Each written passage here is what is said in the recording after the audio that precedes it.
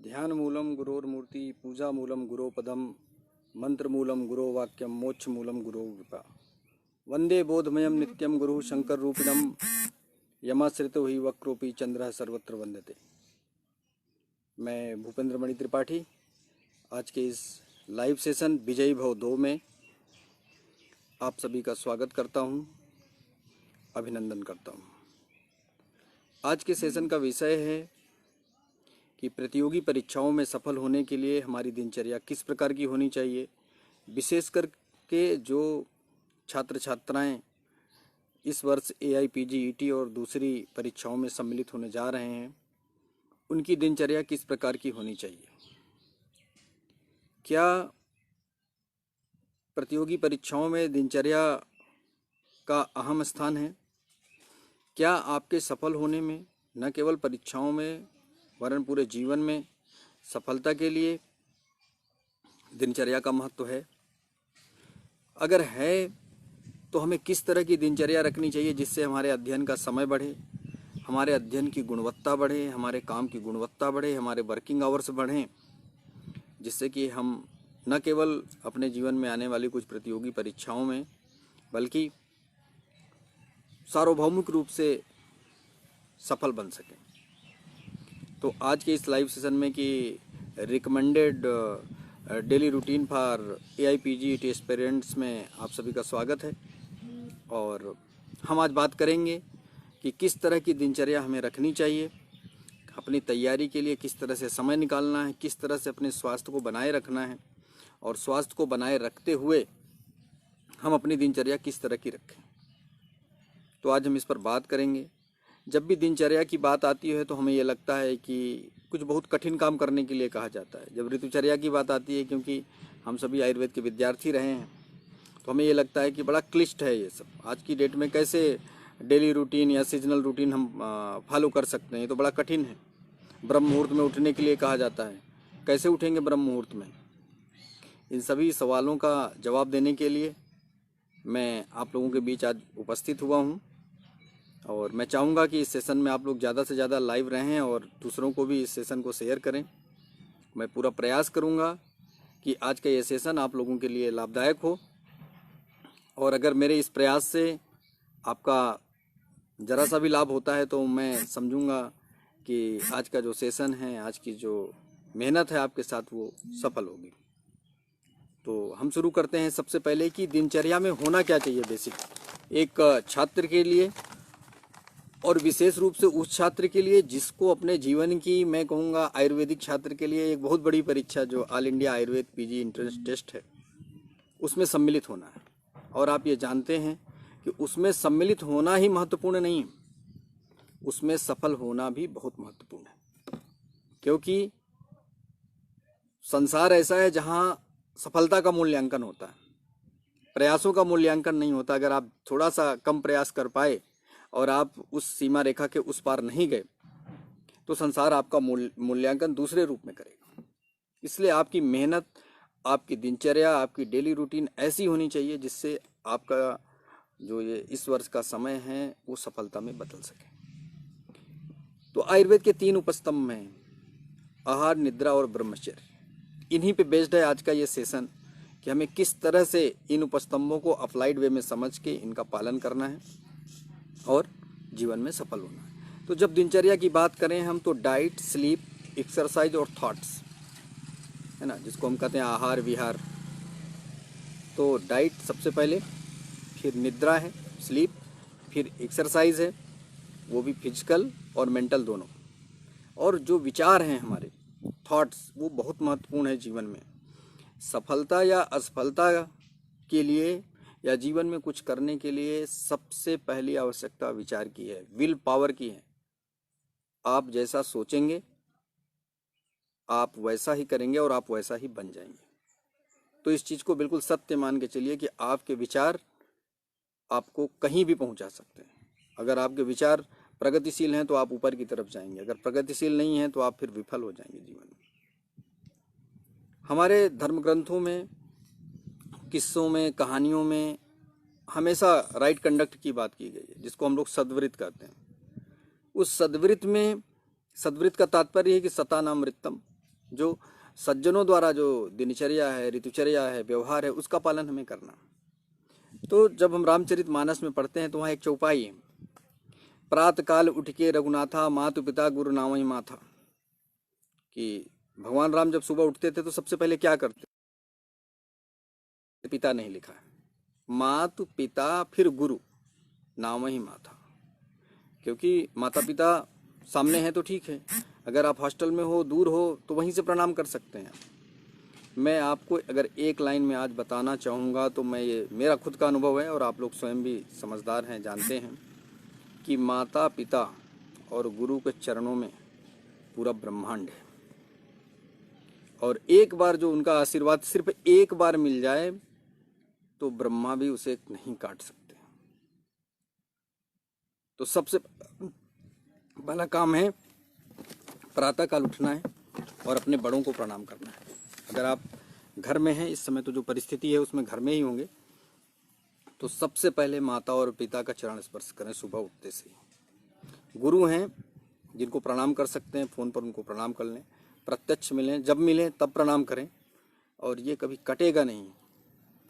मैंने कहा ना कि ब्रह्मा भी नहीं काट सकते माता पिता के आशीर्वाद को। तो सबसे पहले तो प्रातः काल उठना है।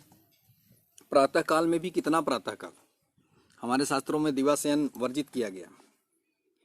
तो दिवाशयन ये नहीं कि आप दिन में सो रहे हैं वही दिवाशयन है।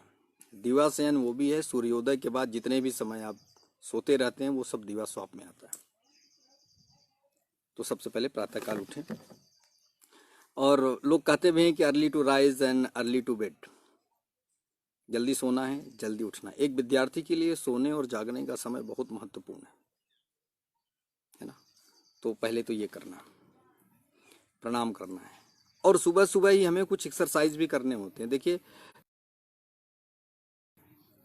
और स्वस्थ शरीर कैसे रहेगा? आप लोग आयुर्वेद के विद्यार्थी हैं, मैं भी विद्यार्थी ही हूँ।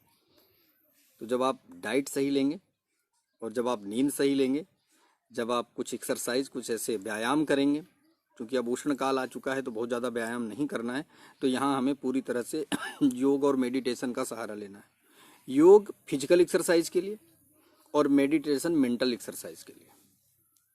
किसी ने कहा है कि जब आप फिजिकल प्रॉब्लम में हैं तो आप मेंटल एक्सरसाइज ज़्यादा करिए, जब आप मेंटल प्रॉब्लम में हैं तो आप फिजिकल एक्सरसाइज ज़्यादा करिए।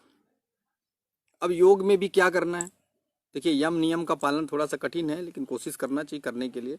आसन पे चलते हैं। आसन में भी कौन से आसन करने हैं आपको? एक विद्यार्थी को आप जानते हैं लॉन्ग टर्म सिटिंग होती है। अभी तो 1-2 महीने आपकी परीक्षाओं में रह गए हैं, तो आपको 10 घंटे, 12 घंटे, 14 घंटे भी कुर्सी पर बैठना पड़ता है। तो हमारे आसन जो हैं उसमें 3 कैटेगरी है उनकी। एक शरीर को दृढ़ बनाने वाले हैं, शरीर को रिलैक्स करने वाले हैं, और ध्यानात्मक आसन है। 3 कैटेगरीज हैं उनकी। तो आपको जो मैं रिकमेंड करने आज आया हूँ, एक तो भुजंगासन करना है आपको 3 से 5 बार, मिनिमम 3 से 5 बार सफिशियंट है। उससे आपकी बैकबोन को सपोर्ट मिलेगा, लचीलापन आएगा, आप थकेंगे नहीं लॉन्ग टर्म सिटिंग में। तो भुजंगासन आप नोट करें। फिर पश्चिमोत्तानासन करना है, क्योंकि भुजंगासन का अगर आपको काउंटर करना है तो पश्चिमोत्तानासन करिए आप।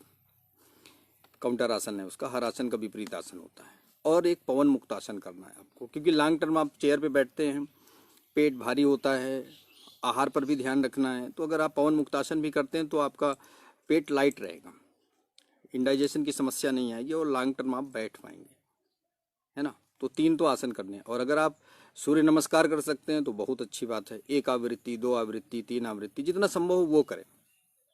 अनुलोम विलोम प्राणायाम करना है। अनुलोम विलोम प्राणायाम जब आप करेंगे उससे नाड़ी शोधन होता है, आपका कंसंट्रेशन बढ़ता है। मैं दावे के साथ कह रहा हूँ कि अभी जितने लोग लाइव मुझे देख रहे हैं और जितने लोग बाद में देखेंगे, आप सिर्फ 3 दिन, इवन 24 घंटे में ही आपको इसका रिस्पांस मिल जाता है। सिर्फ 3 दिन ये 3 आसन करें और अनुलोम विलोम प्राणायाम करें, और फिर मेरे कमेंट बॉक्स में लिखिए मिल रहा है। मैं दावे के साथ कहता हूँ कि आप 24 घंटे के अंदर योग और प्राणायाम का असर देख सकते हैं अपने शरीर में, और उसका आपकी परफॉर्मेंस पे नो डाउट डायरेक्टली उसका असर पड़ना है। तो 3 आसन करेंगे, भुजंगासन, पश्चिमोत्तानासन, और सब 3 से 5 बार आवृत्ति करेंगे। पवन मुक्तासन आप 15-15 बार कर सकते हैं, 20 बार, 30 बार कर सकते हैं। बहुत सरल है, आप सभी विद्यार्थी हैं, आपने किया होगा, 3rd ईयर में स्वस्थ वृत्त में आपका सब्जेक्ट रहा है, और यूट्यूब पर भी देख के किसी के निर्देशन में कर सकते हैं, और थोड़ा स्लोली करना है आपको। अच्छा, थोड़ा बहुत अगर आप हैं ठंडी हवा में, लेकिन ये ध्यान रहे सूर्योदय के पहले आपको करना है। हीट प्रोड्यूस हो जाती है, वो चीज़ नहीं, तो सूर्योदय के पहले करने वाली ये काम है। अच्छा, सूर्योदय के पहले मैं बार बार जोर दे रहा हूँ, ऐसा क्यों? क्योंकि निद्रा आपको प्रॉपर करनी है, एक नींद का प्रॉपर शेड्यूल होना चाहिए। और जो रात 10 से अर्ली मॉर्निंग 2 बजे के बीच का टाइम है, वो नींद के लिए सबसे बेस्ट टाइम माना गया है, रिसर्च में भी ऐसा आया।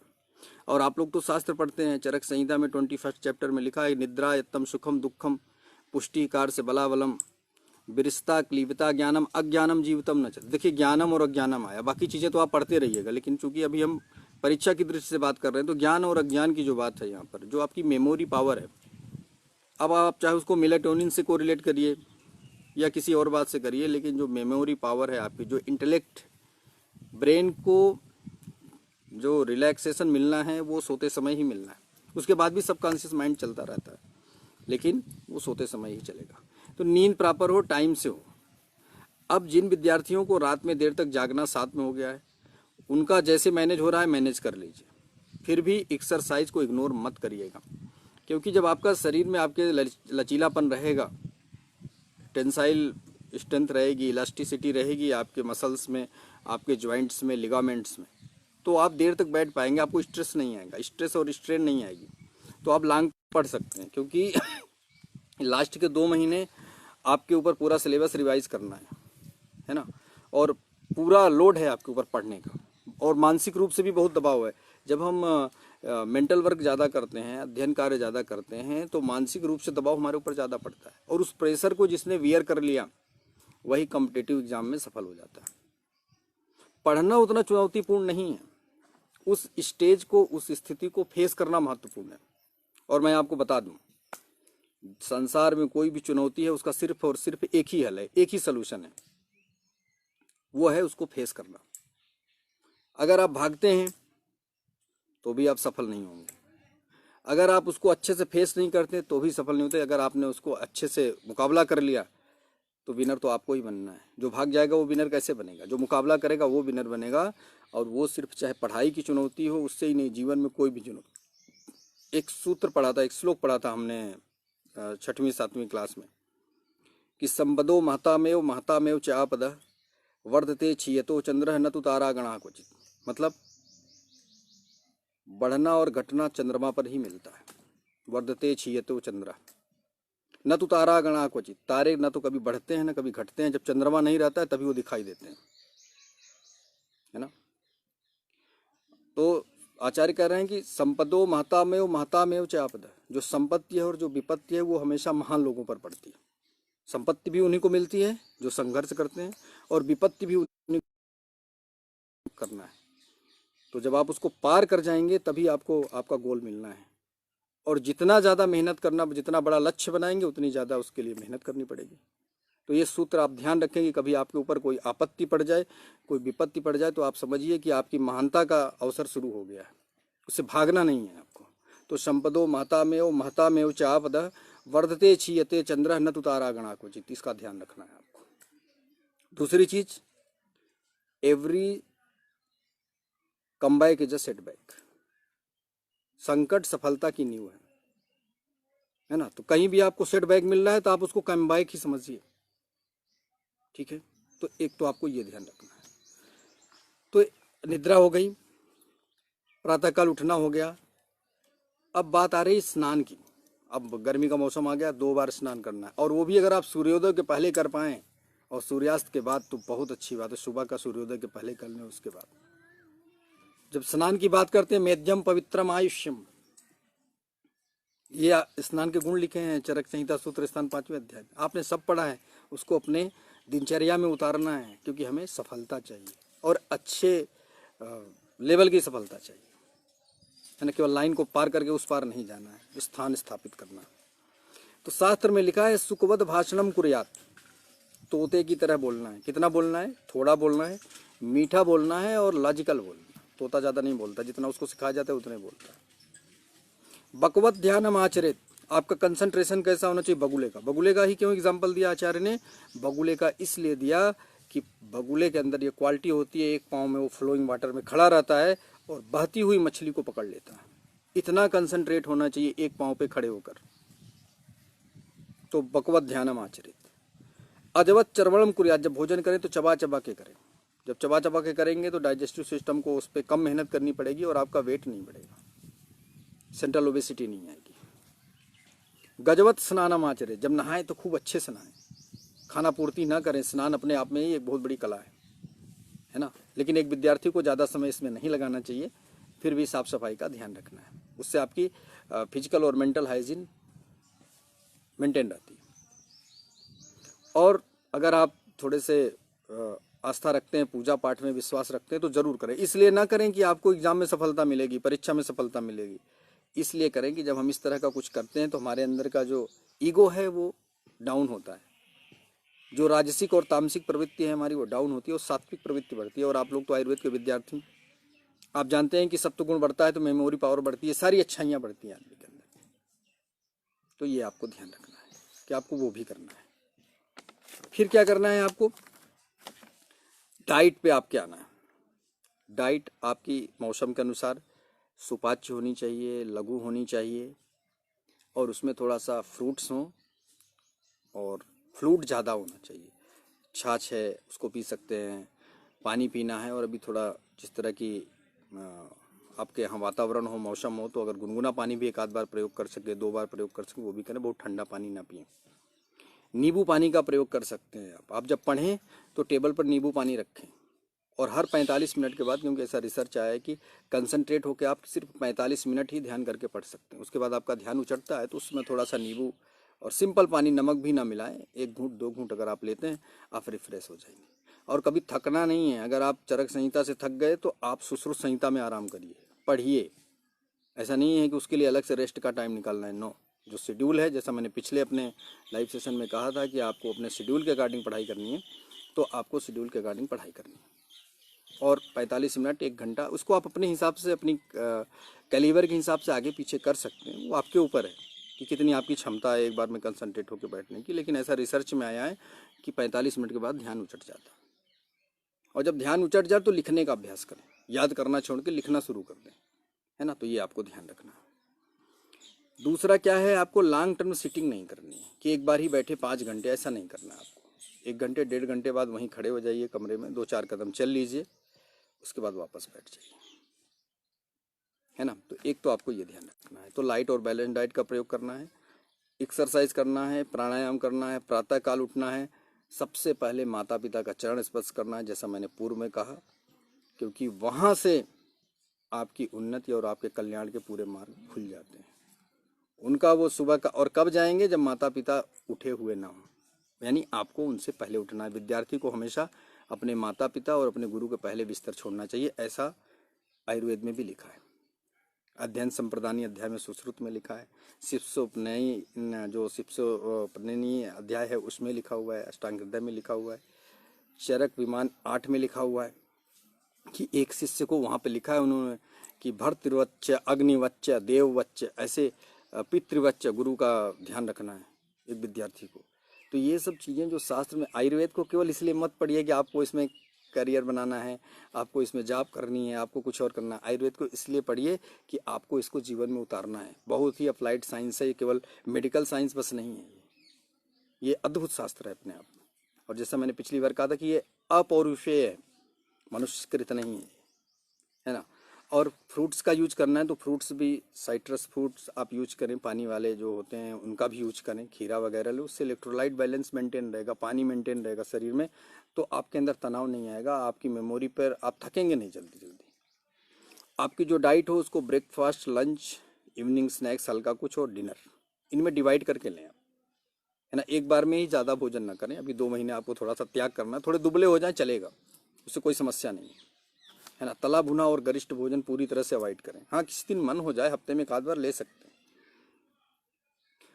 है ना। क्योंकि अगर आप तला भुना और फ्राइड और तेल में तला हुआ और ऐसा कुछ यूज करेंगे तो एक तो उसमें गर्मी लगेगी आपको, और दूसरा डाइजेस्टिव सिस्टम पे आपके लोड पड़ेगा। और आप लोग तो विद्यार्थी हैं, आपने एनाटॉमी फिजियोलॉजी पढ़ रखी है कि जब आप आहार लेते हैं तो जो ब्रेन को 20% ब्लड सप्लाई है, 35% आपके जीआईटी में हो जाती है। है ना। तो इसलिए आहार ऐसा हो कि आपका काम चल जाए, आपकी पढ़ाई में बाधा उत्पन्न ना हो। दाल में मूंग की दाल का प्रयोग करें, क्योंकि आपने पढ़ा है कि मूंग जो है रेगुलर यूज कर सकते हैं, लघु आहार है।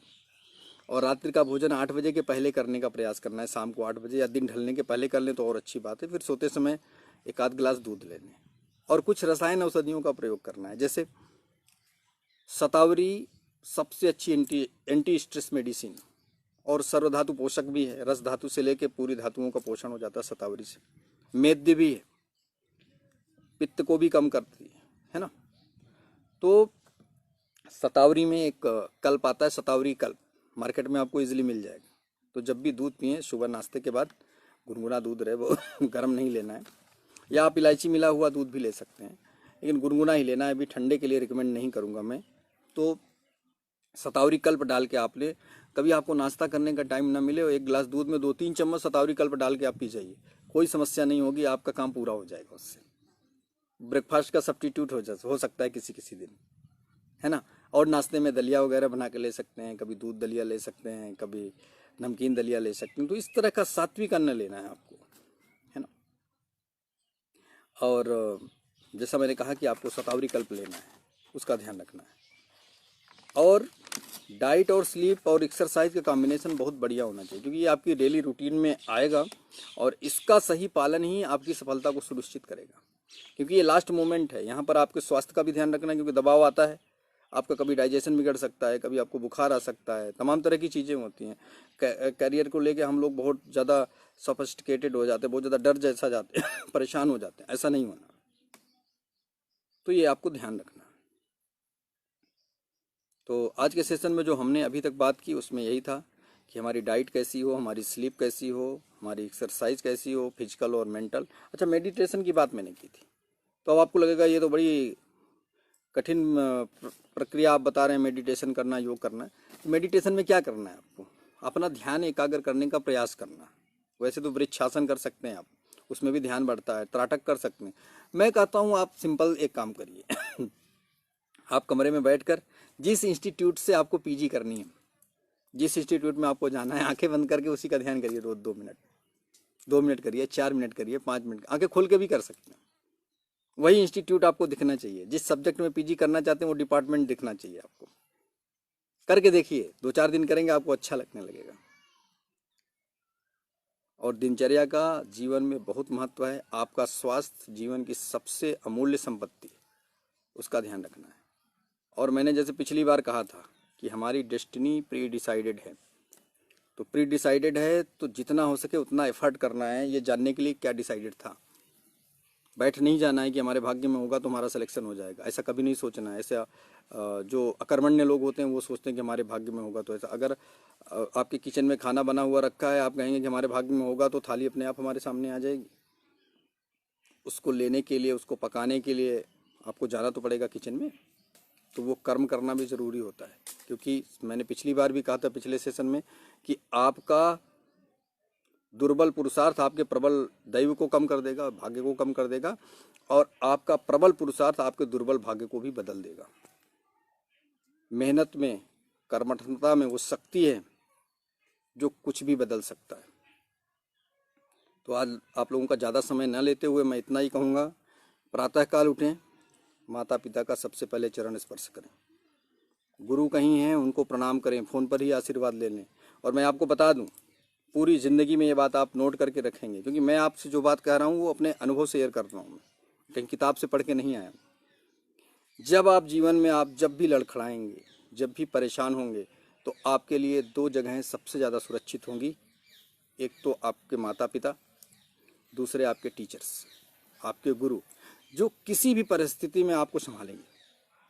इतनी सुरक्षित जगह है। हो सकता है भगवान को स्वयं नहीं आना होगा, मैंने भगवान देखा नहीं है, लेकिन मैंने भगवान का अंश अपने माता पिता और अपने गुरुजनों में देखा है। और उनकी कृपा से, उनकी सलाह से, उनके आशीर्वाद से निरंतर प्रगति के पथ पर चल रहे हैं। ऐसा नहीं कि जीवन में चुनौतियां नहीं आई हैं या नहीं आती हैं, 24 घंटे हैं, लेकिन जब गुरु और माता पिता का आशीर्वाद होता है तो बड़ा सा बड़ा कष्ट, बड़ी से बड़ी चुनौती भी छोटी हो जाती है। तो इसलिए विनम्र बने और अपने विचार, मैंने कहा ना, थॉट्स बहुत बड़ी चीज़ है। मनुष्य जैसा सोचता है, किसी विद्वान ने कहा है, जैसा सोचता है वो वैसा ही करता है और वैसा ही बन जाता है।